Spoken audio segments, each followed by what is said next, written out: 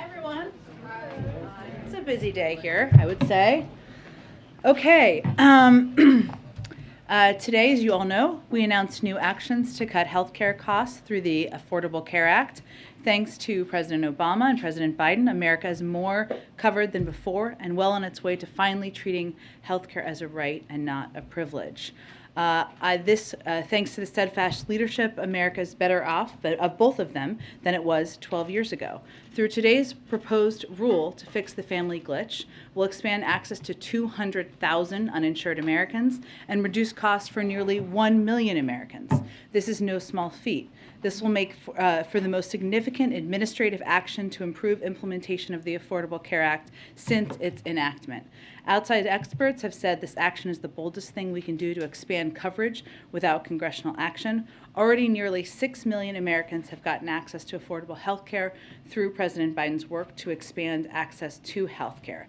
And with congressional action, we could build on the monumental progress we've made to date to expand coverage and cut costs for Americans by making the health care component in the American Rescue Plan permanent. And of course, the 12 states that have not expanded Medicaid could certainly choose to do that as well. With that, let me just note too, all of you know Angela. But for those of you who don't know Angela, she is one of our press assistants. She went to Georgetown. I did not get into Georgetown. So she's very smart, obviously.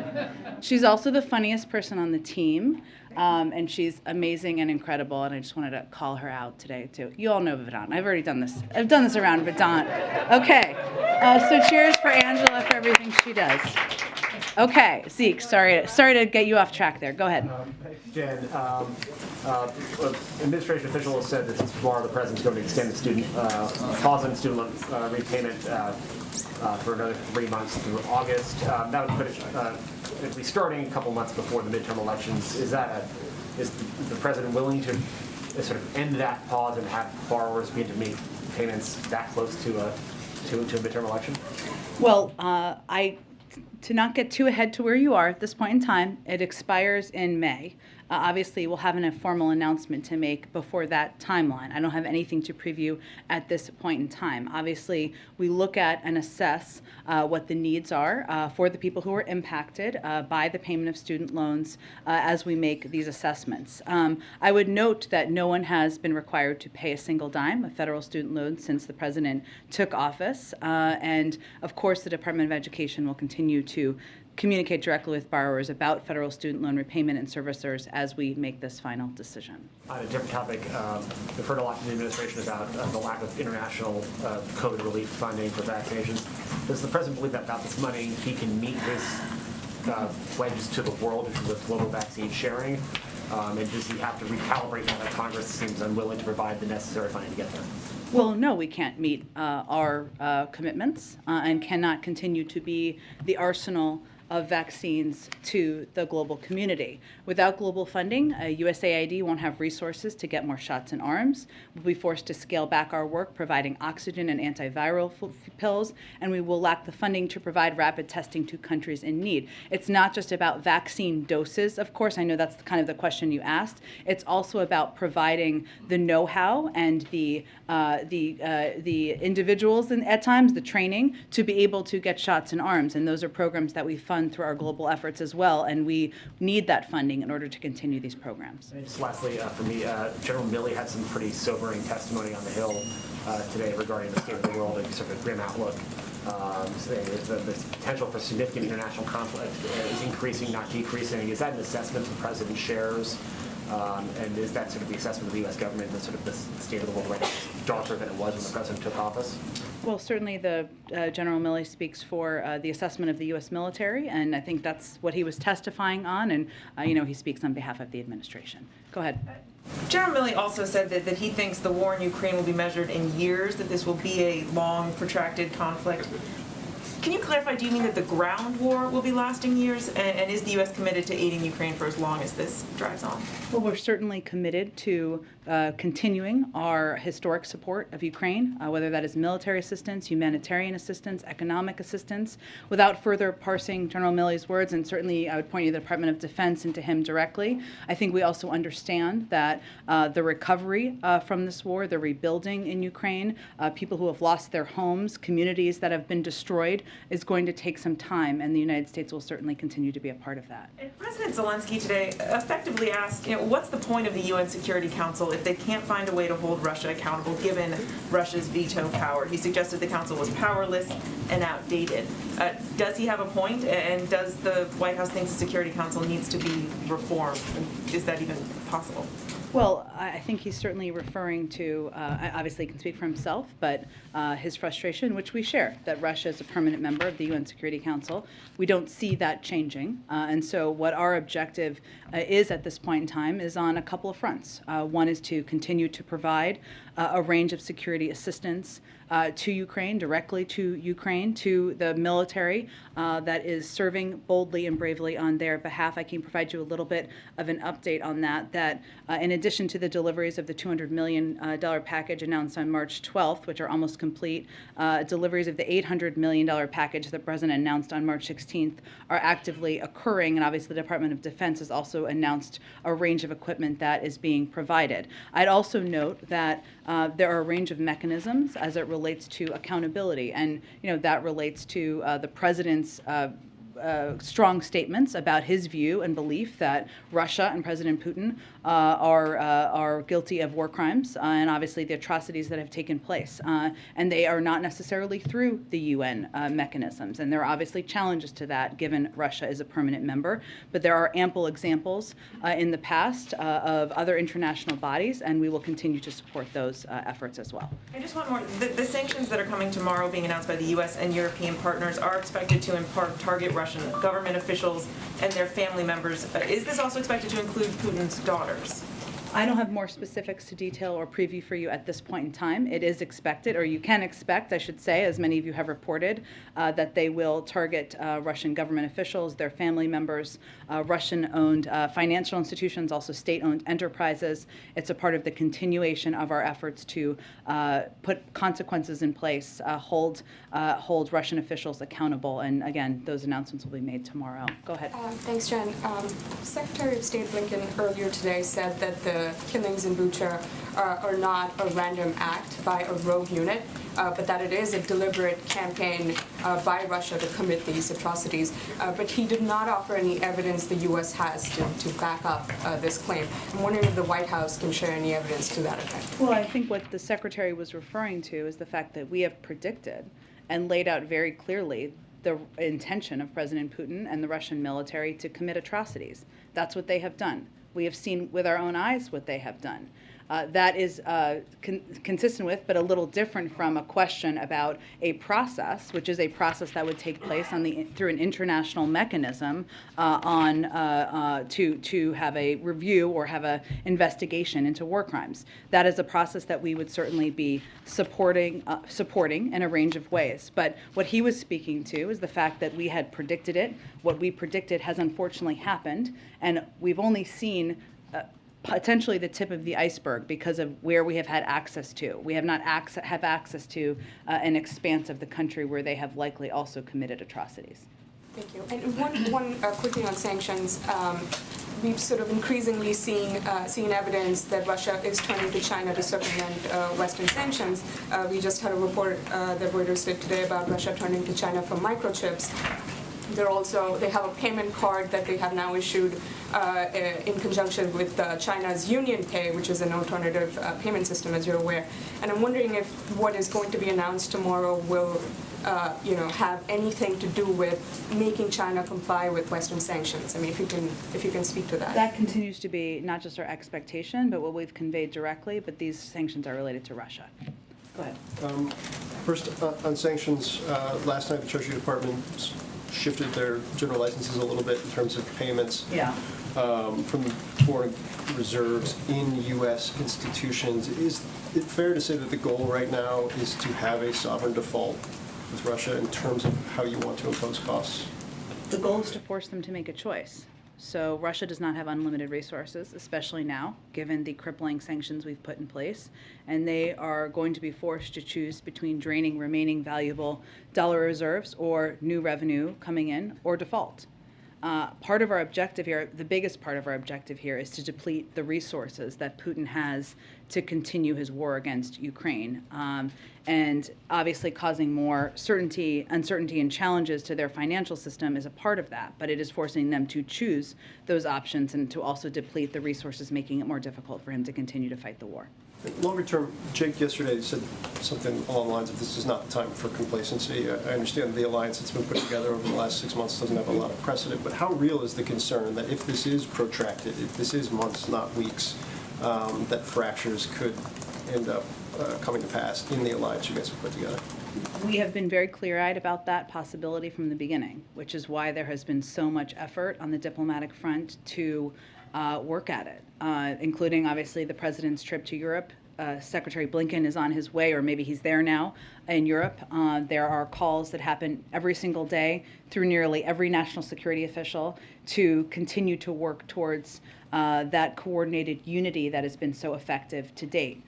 It is also true, though, that unity does not mean identical. And as we're looking at the consequences people are putting in place, the actions they're taking, our expectation is not that it is identical. It is just our effort to do everything we can to make sure it's coordinated and as unified as it possibly can be. And then last one real quick. I think you addressed it yesterday, so I apologize. But when you talk about the bridge from the SPR perspective, is it a bridge to, you believe the domestic industry will be able to fill that gap within the next 6 months, or is it a bridge to domestic plus Canada plus the Middle East? How are you guys seeing what that is a bridge to in terms of production?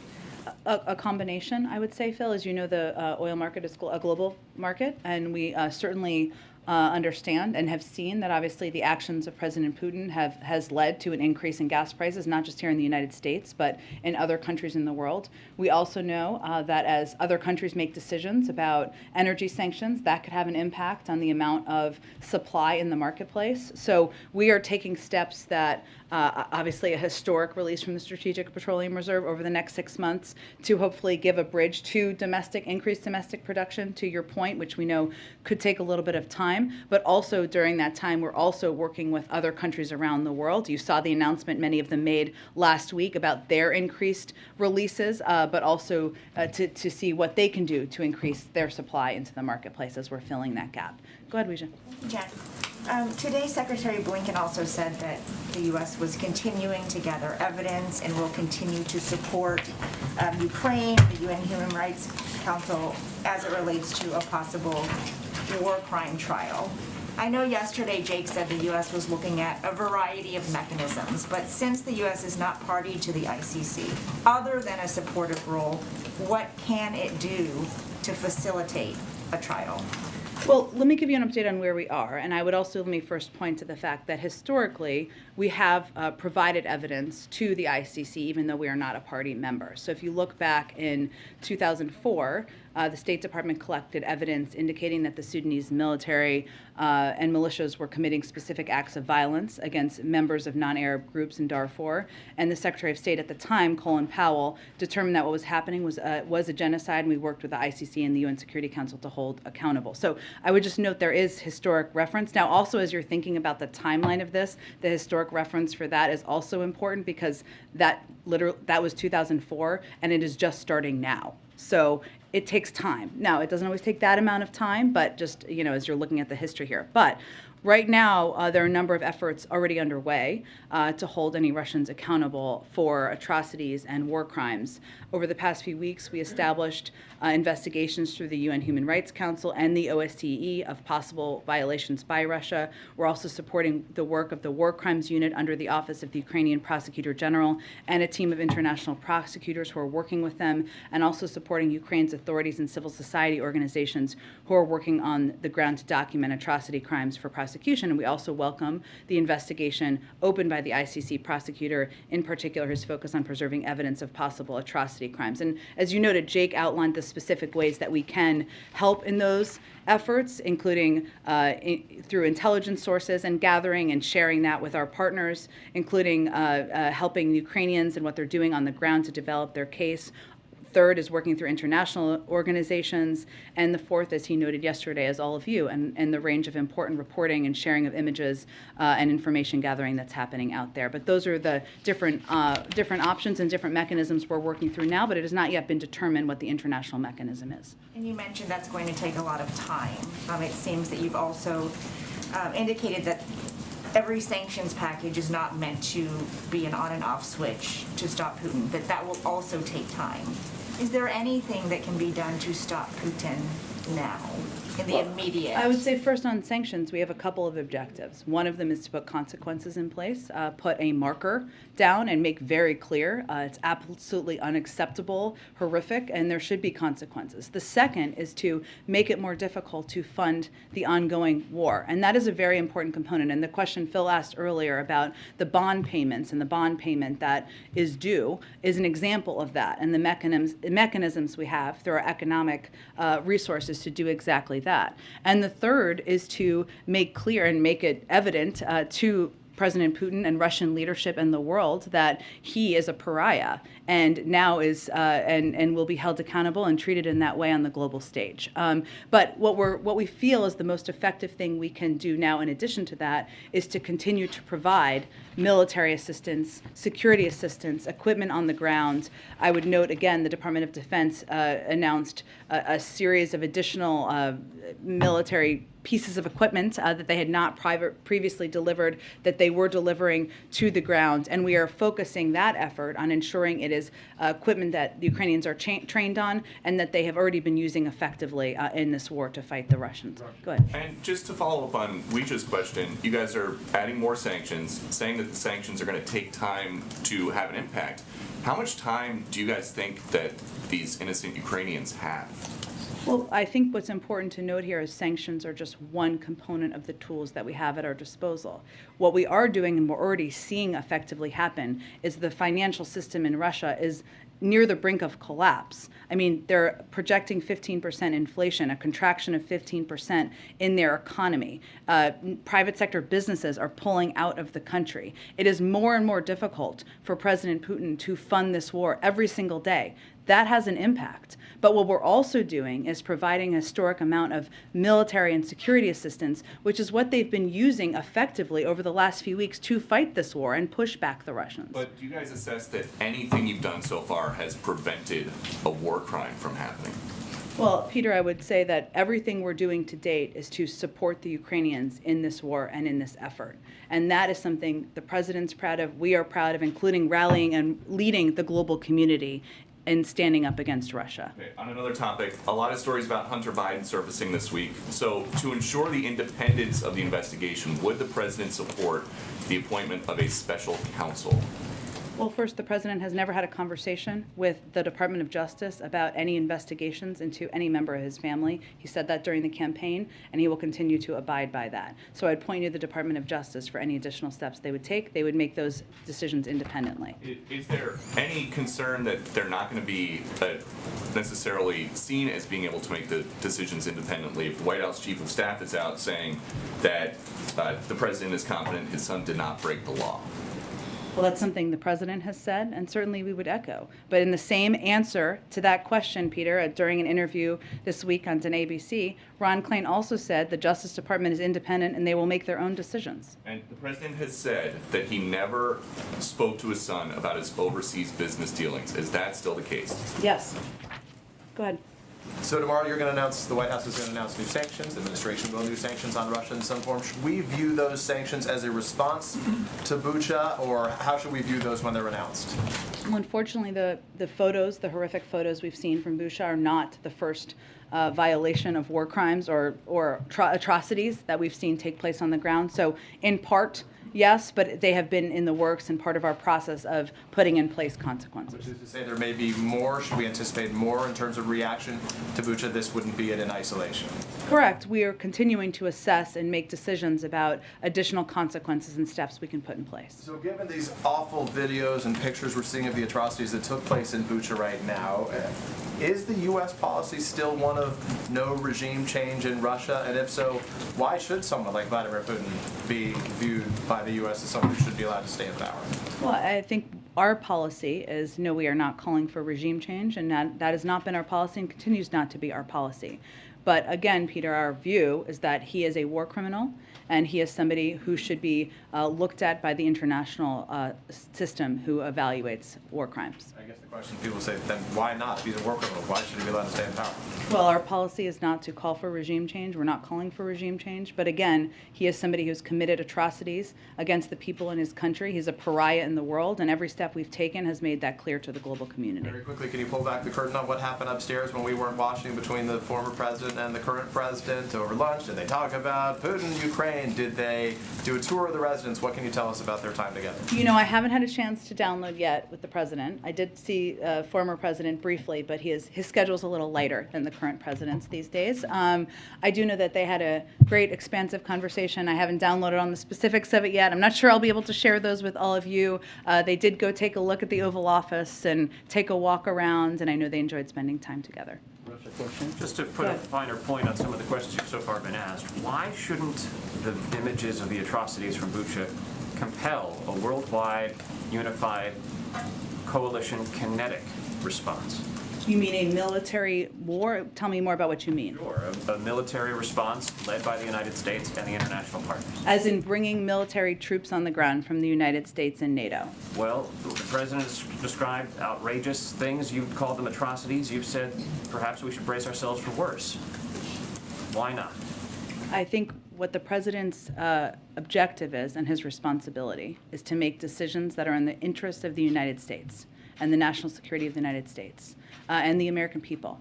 And that is not to go to war with Russia. It is to do everything in our power to hold them accountable, to support efforts through international systems to do exactly that, and to provide military assistance, security assistance, and support to the Ukrainian people and the Ukrainian government. That's exactly what we're doing. But it is not in our interests or in the interest of the American people for us to be in a war with Russia. Go ahead. To follow up on Phil's question on the Russian sovereign debt, does the White House have any sense of timing on when Russia might default?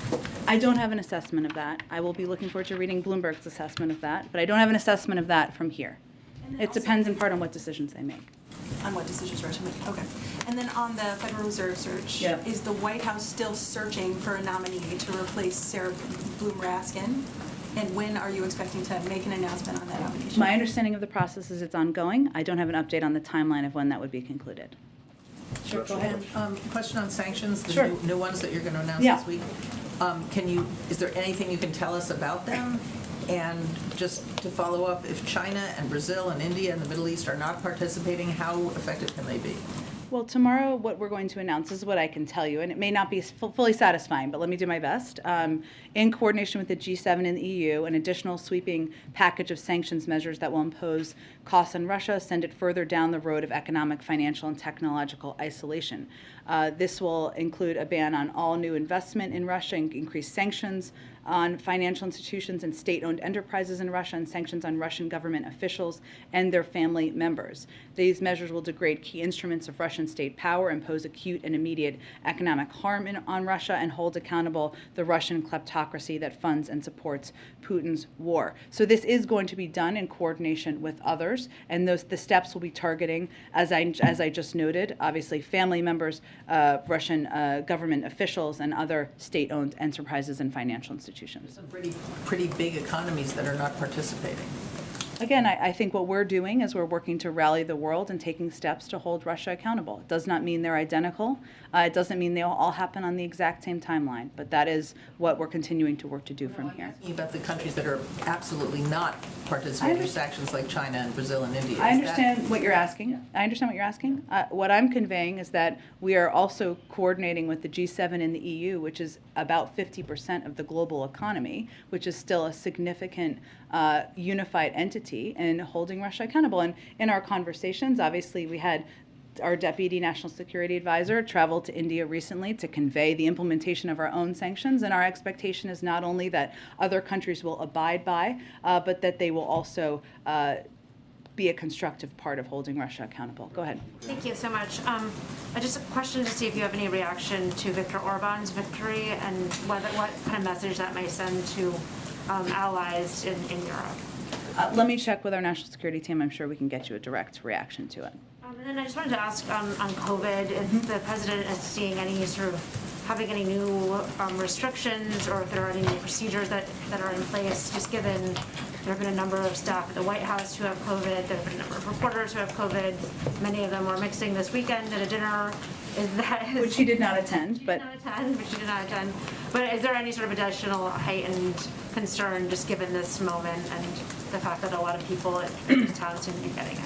Well, we know that BA2, which is the dominant variant, is a very transmissible variant, and so we've obviously been watching that closely, and certainly we knew that, as it has been the case in the broader population, including among the media, but also among staff, that means that there will be people who get COVID, who are fully vaccinated and have been boosted, especially in the White House, and I think with most members of the media as well. So fortunately, what we're seeing is largely mild symptoms. But what we do, the policies we do here, which we have not changed, but they are more stringent than the CDC. So just to reiterate for all of you, our policy is that all Executive Office of the President employees surrounding the President are on a regular testing schedule to screen for COVID on campus. That is a step beyond CDC guidance. If you're going to see the President, you will be tested that day, even if you're not traveling with him, just if you're going to see him for a meeting. The President's doctor will continue to determine if additional testing is needed on any given week in light of various considerations. For example, because of the travel from a couple of weeks ago, he was tested in addition to his regular cadence after he came back. And importantly, as I noted, everyone going to a meeting with one of any of the four principals is obviously tested. In addition, for those employees who test positive, and I can confirm this 2 times over, they are required to isolate in alignment with CDC guidance, must test negative before returning to work. That's a step beyond what CDC recommends, and if they test negative under 10 days, they are required to wear a mask for that period of time as well. And meetings with the President are often socially distanced in many circumstances as an additional precaution, even as people are tested. So there are a range of steps. My point is, I'm sorry, that was a lot of a list, but is that we take a range of steps. We have been taking a range of steps that are meant to put an extra layer on in protecting the four principles, and given it is the White House. Is there any thought to having the President take any medication prophylactically in case that he is in contact with some of COVID? Not that I'm aware of. I don't even know what that would be, but not that I am aware of. There are medications. He obviously he relies on the advice of his doctor, but not that I'm aware of. Go ahead. Yeah, thanks, Jen. Senators Romney and Murkowski yesterday announced their support or plans to vote to confirm Judge Jackson later this week or perhaps next week. Hopefully this week, because they're going on recess. Yeah. Good point. Or don't tell senators you said that. No, that was a mix-up right there. But what is your reaction to what you heard from Senators Romney and Murkowski there? And it looks likely that she will get 3 Republican votes in support. Is the White House believe that that's a strong showing of bipartisan support for her? Or, the fact that 47 Republicans appear likely to vote against her, are you displeased with the lack of support of Republicans?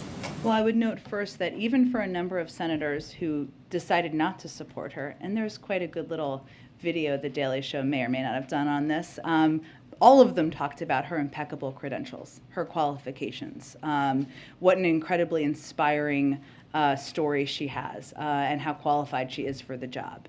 I would say we've believed from the beginning that her record, her impeccable credentials warranted bipartisan support. And that is exactly what she is going to get in her confirmation, thanks to those individuals and one more that had previously announced their support. So we're certainly encouraged by that. We're looking forward to seeing her confirmed and, of course, celebrating her confirmation to the Supreme Court. Go ahead. Thanks, Jen. The CDC director announced that she's going to be doing a review of the agency and a revamp after they see what has worked and what hasn't worked. Is there something specific that the CDC has been doing wrong, or some area where it's been falling short that's prompted this need to have such an intense review right now? Sure. Well, let me first say this is a CDC-driven decision, and they'd have more specifics. But what I would say is that if you look back to the last year plus, never in its 75-year history has the CDC had to make decisions so quickly. Based on limited real-time and evolving science. And yesterday what the CDC director did is rightfully announced plans to initiate a review of the agency with the objective of strengthening, transforming, and modernizing CDC systems and processes around developing and deploying its science. I mean, look at what they've done over the last year. Does it mean everything has been perfect? They would say no. You have to look at how it's done, assess that, and take a look at how you're going to improve things, anything you need to moving forward. It's not uncommon for a CDC director to take a careful look at the agency and assess if it's positioned to meet current public health needs and recommend improvements to systems, processes, and structures. And while this is something that is being done independent of the White House, we certainly support all government working to improve systems and make things better. Independent, and you said it was a CDC-driven decision, so this call for the review did not come from the White House? No, it was CDC-driven, and and certainly one we support, but the process will be led by the CDC. Go ahead. Jen, Senate Republicans are calling for an amendment on Title 42 to be attached to the COVID relief funding bill. I just wanted to get the White House reaction to that, but then also what kind of effects are you guys worried about if this funding measure gets delayed or doesn't pass? Well, I think my colleague, I don't know, he seems senior to me, Jeff Zients said this. What he said in response to this question is that decisions on Title 42 should remain independent of the urgently needed funding for COVID aid. I mean, this is a decision made by the CDC. It's a public health decision. It's not one that should be wrapped up, of course, in politics. And the decisions made by the CDC is where it should belong as it relates to Title 42. I would note on your earlier question, the impact of not getting this aid would be significant. Right now, these additional resources are urgently needed for our domestic response, including, just to give you a sense of some examples of how it would be used, booster shots for the general population, monoclonal antibodies and Evusheld for the immunocompromised, maintaining our testing capacity. These are all components that are vital to our continued fight against the pandemic. And these are efforts that shouldn't be political. They shouldn't be controversial. We're all, certainly COVID-19 doesn't look at your party affiliation before it decides to inflict you with the virus. And so they're vital. We need this funding, and we'll have to stop, as I've noted in here before, a number of these important programs if we don't get the funding. Go ahead. Thank you, Jim. I'm trying to understand how you see this horrible news coming out of Ukraine with these massacres. I'd like to understand, do you see it as something fundamentally like a game changer, or is it just another incremental awfulness in a thing that's been going on for well over a month? And if it is something fundamentally different, these people with their hands tied and thrown into pits and cellars and whatever, does that mean that we can expect to be hearing a fundamentally different response? Because that's also incremental. Well, I would say first that there's nothing normal, there's nothing acceptable, there's nothing that shouldn't shake people to their core about the photos they're seeing of what is happening on the ground, or what has happened, I should say, on the ground. And what the president has said and been unquestionable about is that these are war crimes, a violation of the law of war. And his view, and I talked to him about this as recently as this morning, is that we need to put down a marker for history. That's why he has been so outspoken about this and made clear that accountability is critically important when you see the horror that we're seeing on the ground, the targeting of hospitals, of civilians, of, as you noted, the binding and killing of innocent people in Bucha, where we're seeing the photos. We have also already seen evidence of war crimes before these photos, and a lot of the measures that we're putting in place, whether it is supporting international efforts to work towards gathering data and information through a range of mechanisms, or it is continuing to provide additional security assistance or humanitarian assistance, are in response to the atrocities and the horrors we're seeing on the ground.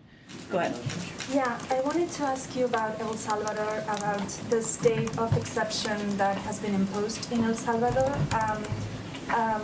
This state suspends constitutional guarantees such as the right to assemble and also basic procedural rights for the Salvadoran people. Is the U.S. concerned about the impact of this measure? So I would say, can you ask your question one more time? I wanted to make sure I had the right information. Of course. Yes, go ahead. It's about the state of exception that was imposed in El Salvador, which suspends constitutional guarantees such as the right to assemble and also basic procedural rights for the Salvadoran people. Wanted to see if the U.S. is concerned about this. Let me check with our national security team and get more details for you, and we will get you a more comprehensive comment after the briefing. Go ahead. Thanks, Jen. I have a few for you. Start with the Supreme Court vote that took place yesterday. Is the president disappointed in particular that Senator Lindsey Graham, who had voted for Judge Jackson before, opted to vote against her yesterday? The president is looking forward to Judge Jackson getting confirmed, and I would say, as I said, echo what I said yesterday, which is this is a question best posed to Senator Lindsey Graham. What exactly has changed since he voted to support her just recently, relatively recently? She has the exact same credentials, exact same qualifications. So no, I wouldn't say the president's spending a lot of time thinking about it, but I would say it's a good question to pose to Senator Graham. Topic. I won't get into all of the president's polling, but I did want to ask you if you see the expected confirmation of Judge Jackson as a turning point in his presidency. I would say, without getting into the politics of it, the president committed to nominate a African-American woman to serve on the Supreme Court if there was an opening. We are on the verge of that woman getting confirmed to the Supreme Court. This is a moment, even with everything going on in the world, to celebrate history, to celebrate this incredible woman who has impeccable credentials, who is about to serve on the Supreme Court. And so certainly we're going to take a moment to appreciate that and value that. And I think a lot of people in this country will too. I can't make a prediction on what that will mean for polls, and it's really not about that for us.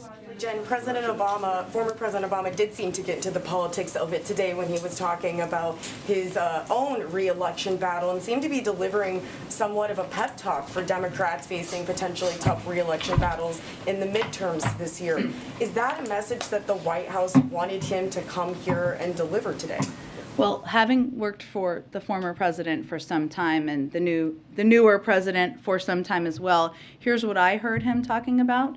The fact that in Washington, when you're pushing for getting the right thing done, and he was talking about the Affordable Care Act, it means sometimes overcoming skepticism, Republican obstruction, even division within your own party, political challenges, countless headlines saying your agenda is dead, and still fighting to get it done. Sounds pretty similar to what we're working on today. That's not about the midterms. That's about why you're in government and making government work for people, and why it's important to continue to do, even when everybody says it's not possible. And that was the message I think he was delivering today. Go ahead. Thank you, Jen. I have two questions on Ukraine. Prime Minister Justin Trudeau said last week that he does not want President Putin to attend the G20 meetings, and he has reached out to Indonesian President Joko Widodo, who is the host of this year's meetings. So does President Biden have plans to also do the same, to reach out personally to the Indonesian president? And can you just share anything on the diplomatic front in terms of trying to get Russia out of the G20 meetings or get Ukraine in as an observer? Sure. I don't have any update on that. I'm happy to see if we have any update from our front. And then just a follow-up on a different note on Ukraine. China today urged the UN Security Council to verify and not to resort to unfounded conclusions on Bucha. And meanwhile, Chinese media is also repeating Russia's narrative that what's happened in Bucha is fake news. Can we get a White House reaction on that? I would just say if you're repeating the propaganda of the Russian government and President Putin, you're on the wrong side of history. Thank you, Jen.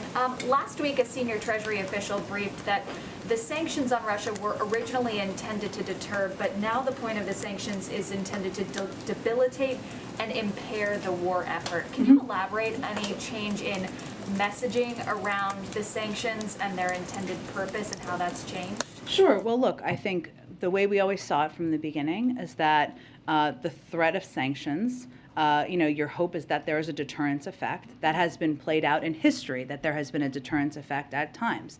That is not a sure thing or 100%. But if it reduces or if it makes a leader potentially think about what horrific actions they're going to take, then they're worth that threat of sanctions. Never has it been the case that putting sanctions in place is effective deterrent. The threat of them has been an effective deterrent. Obviously, the war has commenced, right? And sanctions have always had the purpose of putting in place consequences. So right now, those consequences also include making it very difficult for President Putin to fund the war, which, as you know, includes steps like the step taken by the Department of Treasury yesterday, where they're going to be forced, because they don't have unlimited resources, to make choices about how they're going to spend the resources they have. How would you describe these latest rounds of sanctions? Because the administration was very clear in the beginning that if the invasion happened, that it would bring forth everything but the kitchen sink. So the sanctions that we're seeing rolled out now, how would you describe them? Are they simply incremental at this point? Well, they've all been building on each other. The Russian economy is on the brink of collapse. The inflation is skyrocketing at 15%. The detraction or the constriction of the economy there is also projecting to decrease by 15%. Private sector businesses are not investing in Russia, and President Putin is a pariah. This has all been the result of a coordinated global effort to put in place economic and financial consequences that are having an incredible effect. In addition, we have made it much more difficult because of export controls and other limitations on the type of materials that President Putin and the Russians can purchase to build the technological systems and capacities to fight wars in addition to funding wars. And those are all components that have been the result of the efforts to date. Go ahead. And I wanted to ask about your long COVID announcement earlier today. The criticism that's come from lawmakers has been that it's going to take a long time to collect data and studies on long COVID. Can you talk about how this memo helps people that are living with that now? I think this is an effort to acknowledge that this is something that many people in this country are suffering from and dealing with. And unfortunately, science moves at the pace of science, and it is acknowledgement of that and a commitment by the U.S. government to take steps to look at it more closely and see what more we can do to help address it and help people who have been suffering. Go ahead. I also wanted to ask about refugees. Yep. I had asked yesterday about the 100,000 number. You were talking about how the administration's response has been geared toward refugees staying in nearby countries. Can you talk about, though, how you got to that 100,000 number? Does that have anything to do with the capacity of the U.S. government to take in people that are... It's not exactly what I said yesterday, but what I said was there is an ongoing policy process that hopefully will be concluded soon, and we'll have more to share with all of you soon about the prioritization and how the process will work for these Ukrainian refugees who will be eligible. In terms of the number, this is an effort by the President and the United States to welcome through an expedited process and a different process that we'll have more details on soon, Ukrainian refugees into the United States, even as we know factually that the vast majority of them will want to and have expressed an interest in staying in countries nearby. So it is just an effort to make clear our willingness and openness to doing that. Go ahead. Thanks, Jen. Can you guys give us a sense of how President Biden will mark Judge Jackson's confirmation later this week? I expect we'll have more details in the coming 24 to 48 hours on that, but I don't have anything to preview at this point in time. There's momentum in the European Union to ban all natural gas coming from Europe. They're not taking that step, but there's momentum. The European Commission is changing regulations to accelerate approvals for their natural gas infrastructure. In the announcement in Brussels, the U.S. said they're going to keep the regulatory framework. So how is the U.S. going to continually support enough natural gas should Europe cut off the Russian flow in order to long-term to help our European neighbors? Well, there are steps we've already taken in preparation that we will build on, and we will continue to explore ways to ensure that European countries are not as reliant as they have been on Russia for natural gas and for a range of energy resources. One of the steps we've taken successfully, which we will continue to build on, is to tap into countries in Asia who have excess LNG capacity to provide that to Europe. That is something we've already done to date, and we will continue to explore. We've been working on this for months in anticipation of a potential shortage or potential needs in Europe. How about infrastructure projects in the U.S., though? expand them, facilitate them, go forward. Tell me more about what you mean exactly. I mean, Senator Capito. To increase capacity, LNG capacity? Yes. I can check with our team and see if there's anything to preview on that anymore. Go ahead, George. Yeah, there was a recent poll that showed more people think jobs were lost in the last year than think jobs were gained. Why is that, and is there anything that you can do to change that perception? Well, I saw that poll, or saw that data. What I can tell you, what we can do from here is share the facts. And I know all of you are working to share facts as well, even as you ask us tough questions and hold us accountable and to account as well. We know the fact is that the president created more jobs last year than any year in American history. That is a very simple fact that I probably cannot say enough from here, and our allies and partners cannot say enough out there in the country, and we will just have to continue to work at it. Why is the belief out there, though? I can't make a clear assessment of that, George. You know, I know that obviously people across the country, we know, and we see this in data and polling, are still feeling the impact of COVID. Their lives are not entirely back to normal. They're seeing some restrictions to their daily living, which is frustrating. Obviously, the impact of the cost of items, whether it's the price of gas, that has a range of factors that have led to it, specifically the invasion of Ukraine most recently. Those impact how people feel. We see that in consumer confidence. So I can't assess what is in the brain of every American, but I can tell you what the facts are and tell you that we also recognize that there are areas, including bringing down costs, we'll continue to work at it. Ebony, go ahead. Thank you. Two quick questions. One, the president's talking about Congress passing more money for COVID relief, but what's the president's reaction to more cities taking COVID relief money and putting it towards policing in excessive amounts, specifically even like in DeKalb County where $500,000 was spent on aerial drones? I mean, is the president thinking that's a bit of an abuse of funds? Is he okay with that kind of spending? I haven't seen that report. I'd have to look into that specifically more. I mean, there's state and local funding that has gone out through the American Rescue Plan where there is flexibility in there, including to support state and local governments. I don't know if that is what it is being used for, but I'm happy to check into the more specific reports. Yep. My last question. I wanted to ask this a couple of weeks ago, but I wanted to go back to Haiti very quickly to get the president's response. Patrol agents that were seen whipping Haitian migrants were not charged and held accountable for actions. Even the president early on talked about how it was outrageous. What's his reaction to that response and to those who saw this horrific video go viral and then at the end of the day, nothing happens, there's no accountability? Well, there was an investigation by the Department of Homeland Security, so I'd have you point you to them for any further comment on it. Go ahead. Thank you. 2 weeks ago, the president warned the American people and owners and operators of critical infrastructure that Russian cyber attacks were, quote, coming. And he urged those owners and operators to harden their cyber defenses. Is there any update or intelligence update that you can give to the American people and critical infrastructure operators about this pretty urgent warning that came recently? Well, I don't have any additional intelligence to update you on from here, but the reason we did that at the time is because there are steps we can take from the federal government, but there is also steps that private sector companies can and need to take in order to protect themselves. Those don't typically happen overnight, so we wanted to ensure they understood that these threats are real, that it was urgent that they take these steps, but I don't have anything in addition to predict about next steps or intelligence. Any work that officials have done with these owners and operators that you can talk about?